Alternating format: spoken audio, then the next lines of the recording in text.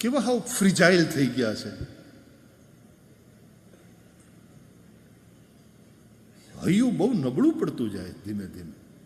અને હૈયું નબળું પડવાનું ફિઝિકલી હાર્ટ જે નબળું પડે એ તો ખરું, પણ હાર્ટનો એક અર્થ થાય મન, ઇમોશન. એટલે ઇમોશનલી પણ માણસ કમજોર થતો જાય છે. નથી એ સફળતા પચાવી શકતો, નથી એ નિષ્ફળતા પચાવી શકતો, નથી એ વખાણ પચાવી શકતો, નથી એ નિંદા પચાવી શકતો. કોકે વખાણ કર્યા તો સાંભળીને ફૂલાઈ જાય, ચકલી ફૂલે કે ચડે. અને કોઈક નિંદા કરે તો મારામારી ઉપર ઉતરી આવે.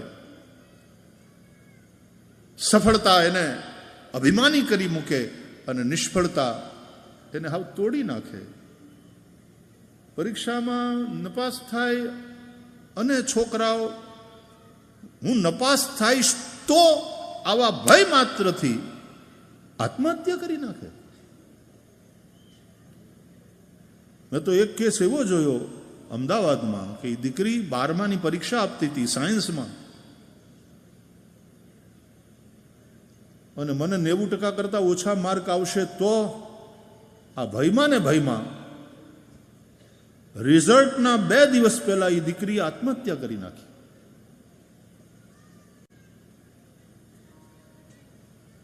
અને કરુણતા તો એ કે જ્યારે રિઝલ્ટ આવ્યું, કારણ કે પરીક્ષા તો આપી દીધેલી એણે,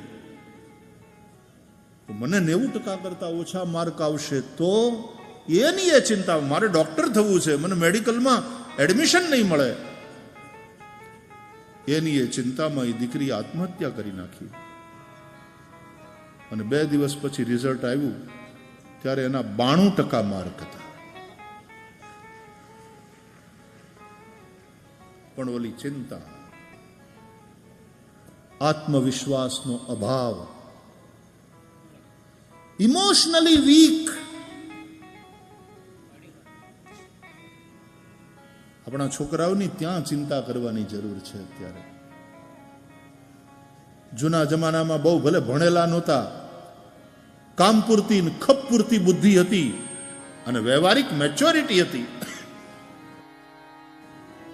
પણ ઇમોશનલી બહુ સ્ટ્રોંગ હતા. સુખ દુઃખ બેયને પચાવી શકતા હતા. હાહુ એ કઈ કામ કહી નાખ્યું, ઝેર પી લીધું, લ્યો. બાપાએ મોબાઈલ ન અપાવી દીધો એટલે આત્મહત્યા કરી નાખી. કેવા ફ્રીજાઇલ થતા જાય છે, હાવ ફટકિયા મોતી, સહન નથી કરી શકતા. તો વખાણને સહન કરવાની પણ તાકાત હોવી જોઈએ, જેથી કરીને તમને અભિમાન ના આવે કે આ બધું ભગવાનની કૃપા અને વડીલોના આશીર્વાદથી છે, બાકી તો શું થાય. નિંદા કોઈ કરે એનું મોઢું છે.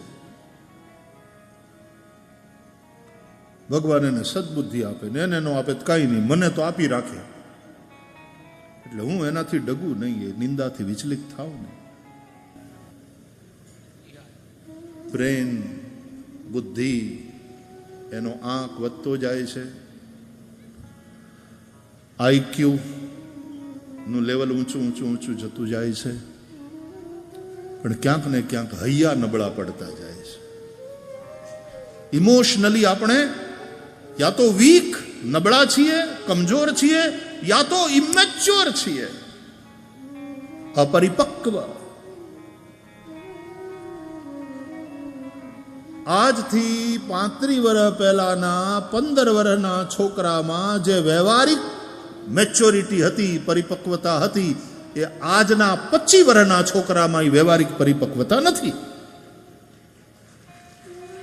ગામડામાં તો હજી કદાચ છે થોડી ઘણી, બાકી તો મહેમાન આવે તો પોતાના રૂમમાંથી બારો ન નીકળે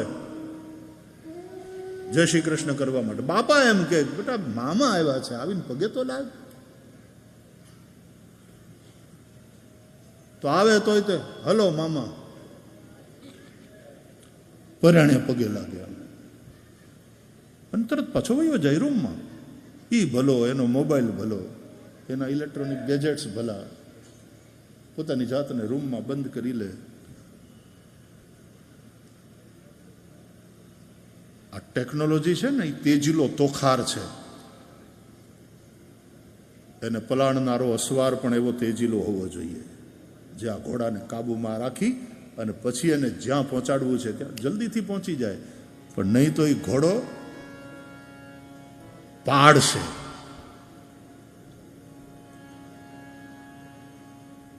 તો એ વખતે 15 વર્ષના છોકરામાં જે સોશિયલ મેચ્યોરિટી હતી, સામાજિક પરિપક્વતા, એ આજે 25 વર્ષના છોકરામાં નથી.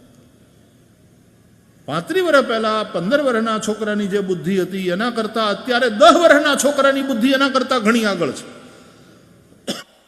બુદ્ધિની બાબતમાં તો ઘણા આગળ નીકળી ગયા, પણ ઇમોશનલ આઈક્યુની સાથે સાથે ઇક્યુ એનું પણ મહત્વ છે.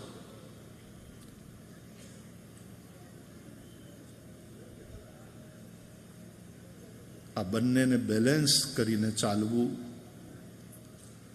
એ સમયની માંગ છે અને જીવનની જરૂરિયાત છે.